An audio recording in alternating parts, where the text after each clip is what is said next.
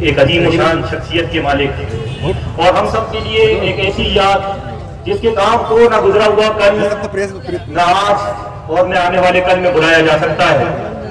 और न जाने नस्ल आदम और हव्वा के लिए कितनी कुर्बानियों को देकर आज इस मुकाम तक पहुंचे हैं।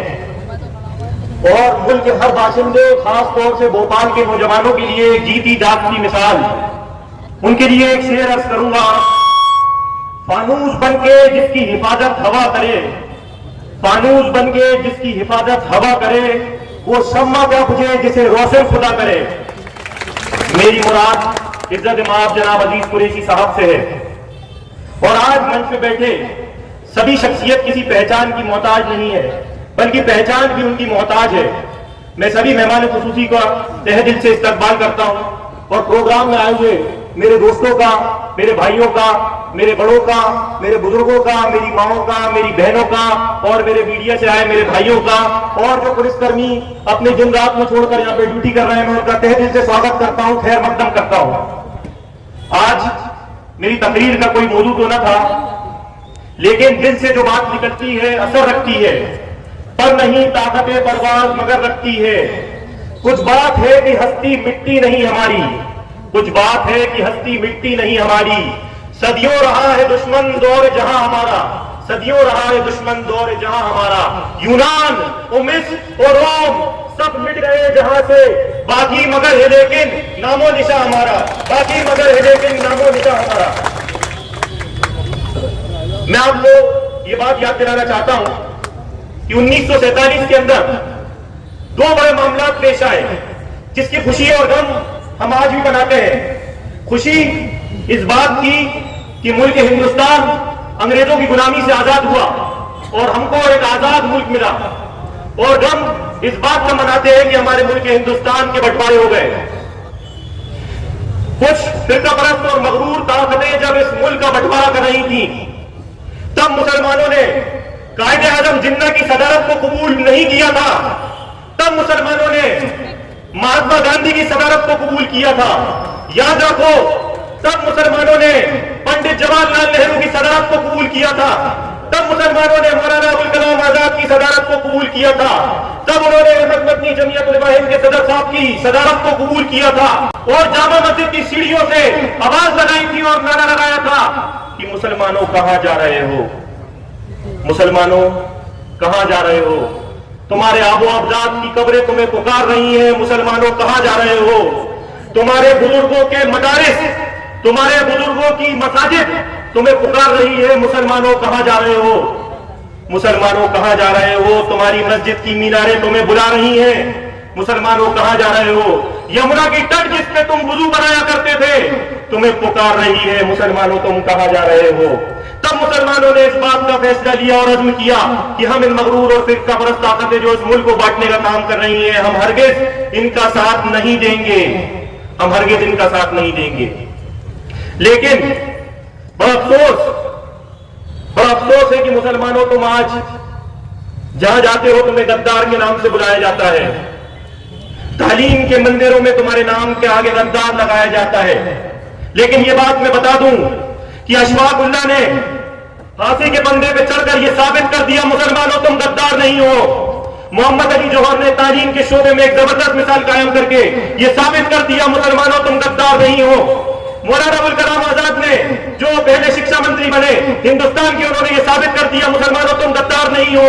Doctor APJ Abul Kalam Azad missile man of India जो हिंदुस्तान के राष्ट्रपति बने, उन्होंने इस बात को साबित कर दिया मुसलमानों तुम गद्दार नहीं हो। मोहम्मद हिदायतुल्लाह जो चीफ जस्टिस ऑफ इंडिया बने, उन्होंने यह साबित कर दिया मुसलमानों तुम गद्दार नहीं हो। अजीज कुरैशी साहब ने अपनी जिंदगी को इस मुल्क के लिए वक्फ कर यह साबित कर दिया मुसलमानों तुम गद्दार नहीं हो। आरिफ मसूद साहब ने भोपाल की सरजमीन में 25 साल से लगातार आपके लिए काम कर यह साबित कर दिया मुसलमानों तुम गद्दार नहीं हो। मैं आपको याद दिलाना चाहता हूं, और मुसलमानों अपनी सलाहियतों से नाआशना होकर नौजवानों अपने सलाहियतों अगियार में हाथों फरोग मत करो, अपने माथों पर बेहिसी का कलंक मत लगाओ और आज कुछ अज़्म करो कि नस्ल आदम और हव्वा के लिए मिसाल बनो। आज इकबाल मैदान की शाहीन नौजवानों को पुकार रही है। आज इकबाल मैदान की शाहीन कह रही है, नौजवानों शाहीन हो तुम, परवाज़ काम तेरा, उठ कर बसेरा पहाड़ों में और कर बसेरा आसमानों में। और नौजवानों याद रखो उस तारीख को, ये वो तारीख है जिसके अंदर 240 साल बेगमत ने और नवाबों ने इसी मुल्क हिंदुस्तान के अंदर भोपाल शहर में अपनी नवाबी और हुकूमतों से एक ऐसा इंसाफ कायम करा जो पूरे आलम के अंदर सरबरदार हुआ, और इंसाफ के नाम के ऊपर ऐसा इंसाफ कायम करा कि हर बाशिंदे की वो जबान के ऊपर था। नौजवानों, अपने आप को कमजोर महसूस मत करो, एक ऐसी ताकत बनो कि इंसानियत के लिए काम आ सको। और एक शेर नौजवानों के लिए अर्ज करता हूं कि दयारे इश्क में अपना मकाम पैदा कर, दयारे इश्क में अपना मकाम पैदा कर, नए जमाने नए सुबह शाम पैदा कर, नए जमाने नए सुबह शाम पैदा कर। तेरा तरीक अमीरी नहीं फकीरी है, खुद ही न बेच गरीबी में नाम पैदा कर। आज मैं जानता हूं कि हमारे नौजवानों के साथ जुल्म हुआ है, हमारे मुसलमानों के साथ जुल्म हुआ है, हमारे मकानों को तोड़ा गया है, हमारी बुजुर्गों को शर्मसार किया है, हमारी मां बहनों की इज्जत को बेआबरू किया है, हमारे कई मकानों को जमींदोज कर दिया। मैं जानता हूं कि भोपाल के अंदर कई नौजवानों के घरों को आज फर्जी झूठे मुकदमे लगाकर उनके पूरे घर वालों को परेशान कर दिया, उन्हें जेलों में डाल दिया।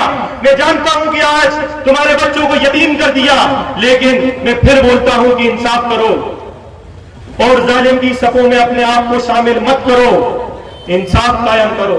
और अगर तुम इंसाफ नहीं करोगे तो फिर वो आसमान वाला इंसाफ करेगा, और तब वो इंसाफ करेगा तो तुम नहीं बच सकोगे। और आसमान वाला जब इंसाफ करेगा तो जमीन फट जाएगी, आसमान से आग बरसेगी, और जालिम को उसके जुल्म का एक एक जुल्म का बदला चुकाना पड़ेगा।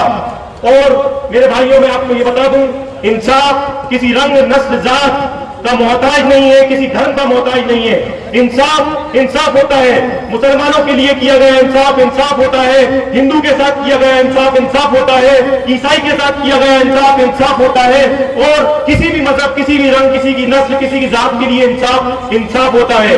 और एक छोटी सी हदीस है जिसका मफहूम है कि अल्लाह के नबी अलैहिस्सलाम जब एक रास्ते से गुजर रहे थे तो उनको एक पत्थर नजर आया। उस पत्थर को उठाकर उन्होंने किनारे में फेंक दिया और अपने सहाबा से बोला कि इस पत्थर को उठाकर फेंक दिया करो, और अपने रास्ते के अंदर अगर कोई परेशानी आया करे तो उसको दूर कर दिया करो, ताकि आने वाले वक्त के अंदर अगर किसी को परेशानी ना हो। तब कई साल बाद जब एक यहूदी का काफिला उस रास्ते पे गुजरा और उस रास्ते पे एक पत्थर को देखा तो उसने कहा, शायद यहां से मुसलमान नहीं गुजरा, शायद इस रास्ते से मुसलमान नहीं गुजरा। तो ये किरदार था, ये दीन था, ये हमारे नबी की उम्मत थी, ये सहाबा की हमारी मेहनत थी। मुसलमानों, इसको जाया मत होने दो।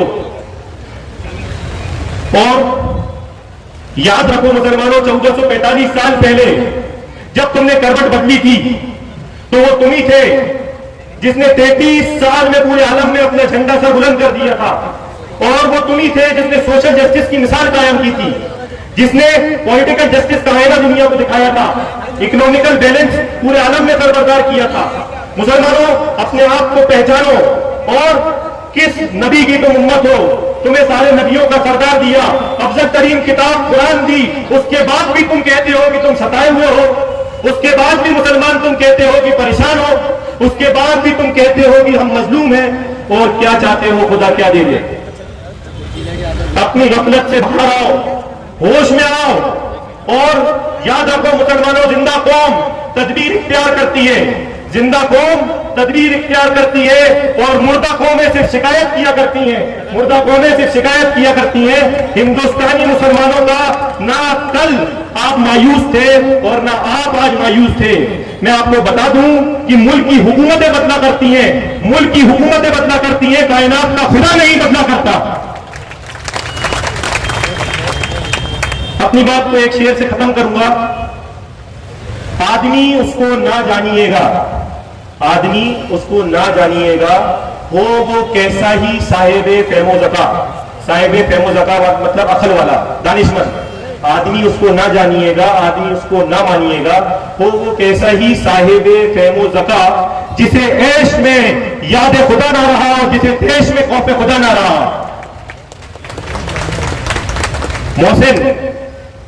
मोहसिन ढूंढते औरों के एबो हुनर, मोहसिन ढूंढते औरों के एबो हुनर, और जब पड़ी अपनी बुराइयों पे नजर तो अपनी नजर में कोई बुरा ना रहा। आखिर दावा अल्हम्दुलिल्लाह।